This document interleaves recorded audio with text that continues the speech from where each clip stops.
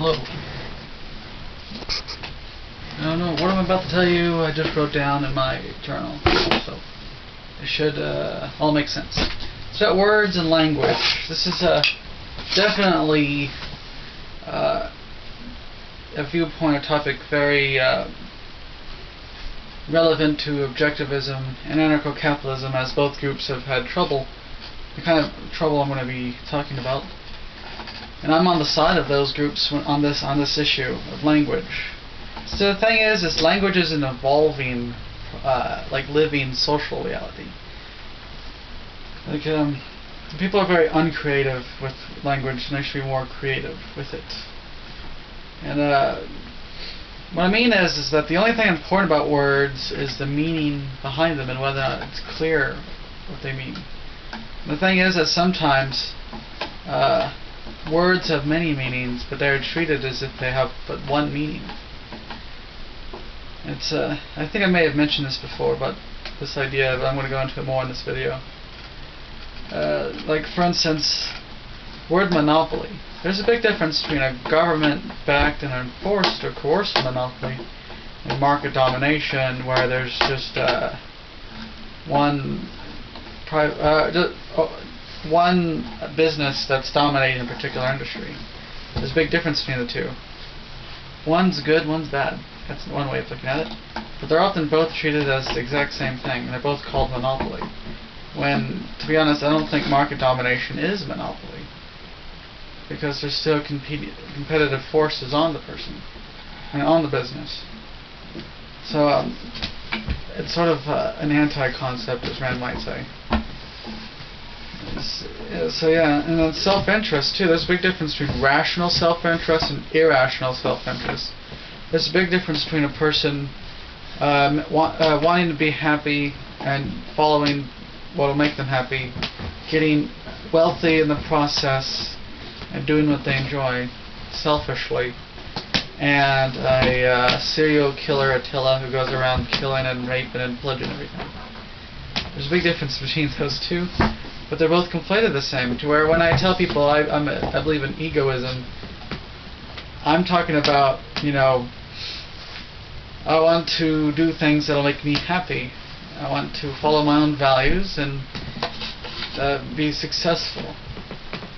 I'll be rationally self-interested. But because of this anti-concept, or this sort of package dealing of the businessman and the Attila, when I say I'm for egoism, they think of like Charles Manson or something. Like they think I'm just like lying, cheating, and stealing all day long, which is retarded, because that's very self-destructive in my opinion. So that's why with words you have to be creative with them. You have to interact with words, not just accept words coldly and tyrannically. You mustn't accept word tyranny, in my opinion. And it's just, it's crap. Plus another premise of the people who are, I guess, word tyrants, uncreative with words, is they seem to be following this premise that every single concept ever in the universe has a corresponding word to it that's perfectly clear and meaningful. It seems like they assume a perfect language. They assume that English is perfect. Well, the problem is that it's not. New concepts are found all the time. And when new concepts are made, you either have to make a new word or use an old word in a new way. But the problem is that these uncreative types, when you try to make up a new word or use an old word in a new way, they get angry and call you dumb and say you don't know what the word means. When you have to explain, well, no, you see, there's this new concept and there wasn't a word for it previously, so I have to use an old word a new way to get it to fit. I have to be able to explain what the hell I'm talking about. And to say that you're just creating a new meaning for this word that's different from the older meaning, but it's the only thing you could do, because this word is the closest thing to what you were talking about, to what your concept was.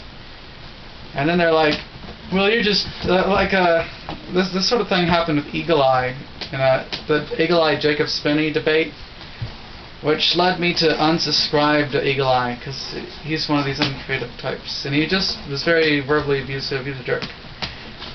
But basically, he said that Jacob Spinney kept redefining what anarcho-capitalism was, and he kept putting goalposts further and further and further.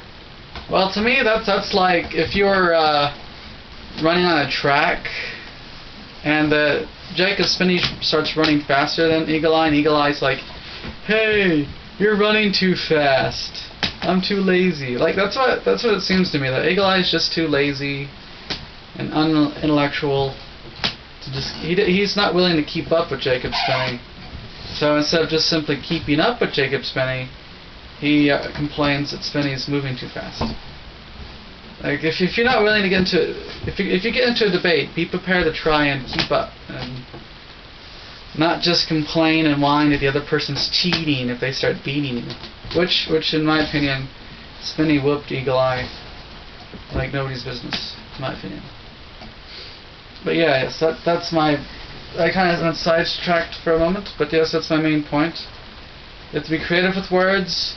You come up with a new concept that there isn't a word for. You have to make a new word, or use the old word a new way. And you have to see language as a living, evolving thing, and a cold, perfect law that must never be questioned. Because with the term anarcho-capitalism, there wasn't really a word for anarcho-capitalism beforehand, so they had to use already existing words in a whole new way to get the idea across. Because really, anarcho-capitalism, the old definition of capitalism and the old definition of anarchy, neither one of them looked like anarcho-capitalism. So they had to put two odd words together and try to get a new meaning out of it. So you really have to be a creative person to understand it. And if you're uncreative with words, it doesn't make any sense. So yeah, that's basically my point.